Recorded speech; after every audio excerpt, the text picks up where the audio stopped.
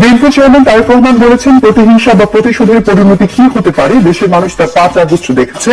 মতপার্থক্য আলোচনার মাধ্যমে কমিয়ে আনার তাগিদ। আপসের নেত্রী বেগম খালেদা জিয়ার মৃত্যুর 12তম দিন শনিবার সমাধিতে শ্রদ্ধা জানিয়েছেন সাবেক সেনা কর্মকর্তা এবং দলের বিভিন্ন স্তরের নেতাকর্মীরা। ঢাকা 9 আসনে স্বতন্ত্র প্রার্থী ডাক্তার তাসনিম জারার মনোনয়নপত্র বৈধ ঘোষণা করেছে নির্বাচন কমিশনের আপিল বোর্ড। কক্সবাজার 2 আসনে জামাত প্রার্থী হামিদুর রহমান আজাদের মনোনয়নও বৈধ।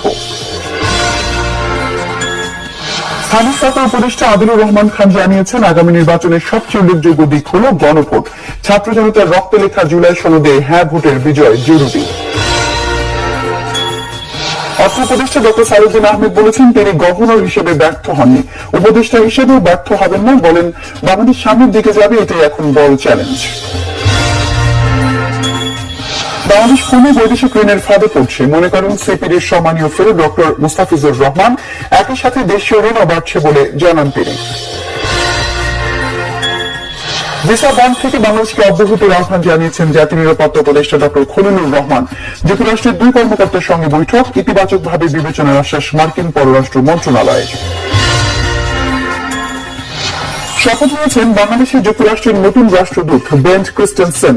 ওয়াশিংটনে তাকে শপথ বাক্য পাঠ করেন যুক্তরাষ্ট্রের ব্যবস্থাপনা ও সম্পদ বিষয়ক উপপররাষ্ট্রমন্ত্রী মাইকেল জে রিগার্স।